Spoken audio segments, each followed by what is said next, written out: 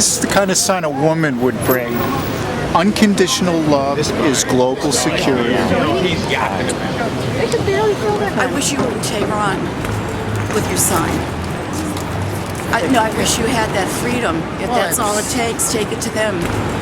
Where you don't have the freedom to do what you're doing. It's a good idea, but it just doesn't work. And No, Maybe someday. Well, why don't you start in Tehran and come back and tell us about it? Because you got the freedom here to do this. You do that in Tehran, you're dead.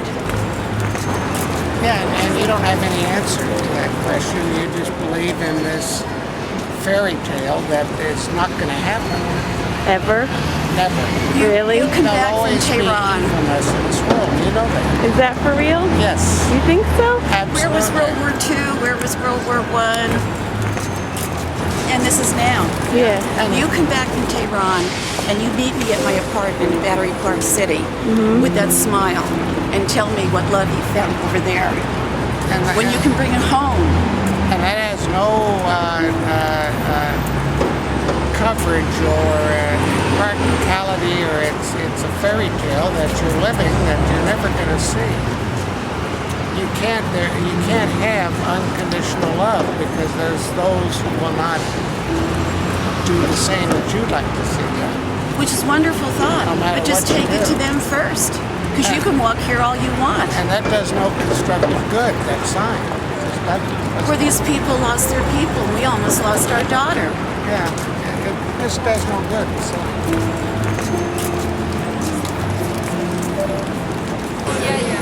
This sign, Unconditional Love, is global security. It's the most beautiful sign I've ever seen. It should be on the side of all four sides of every building in New York City. That's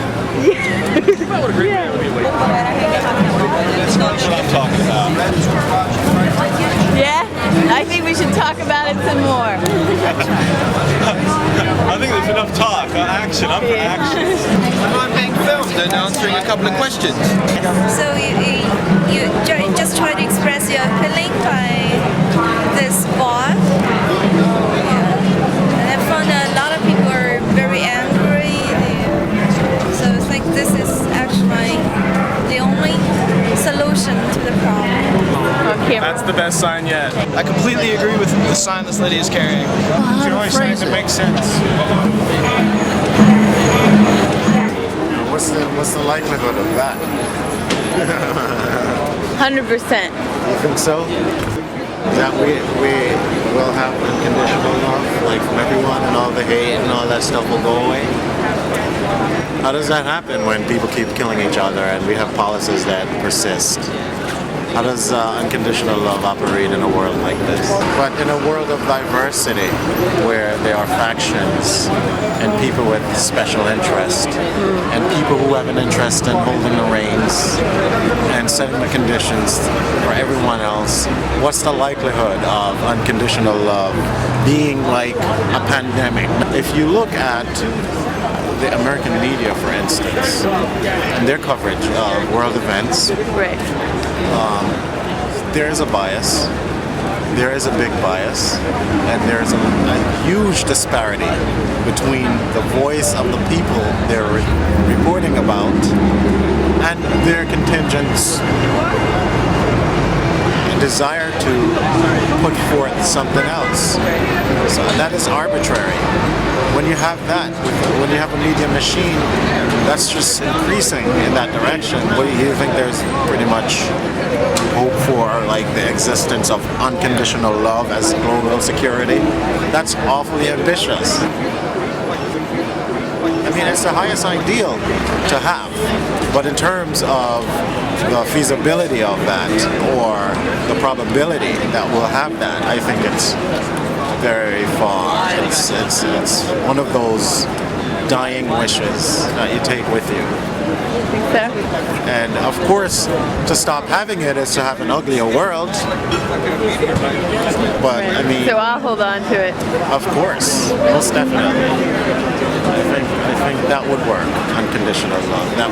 That would solve it. But is it likely? No, it's not going to happen. Yeah. It happens in small pockets, small circles. That's enough for some people.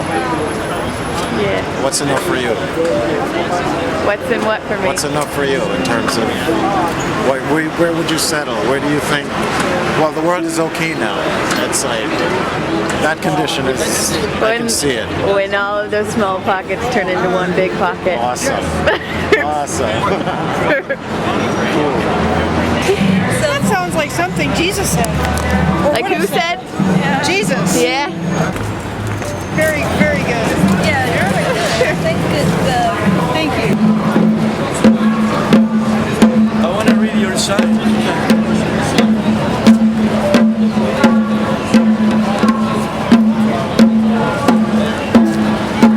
Great. Love is the most powerful things in the world. Like God.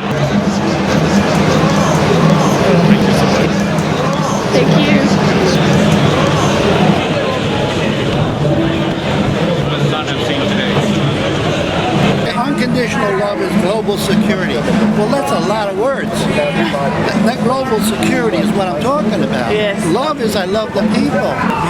We're engaged in something that some see as destructive. The opposite of destruction is construction, and we have to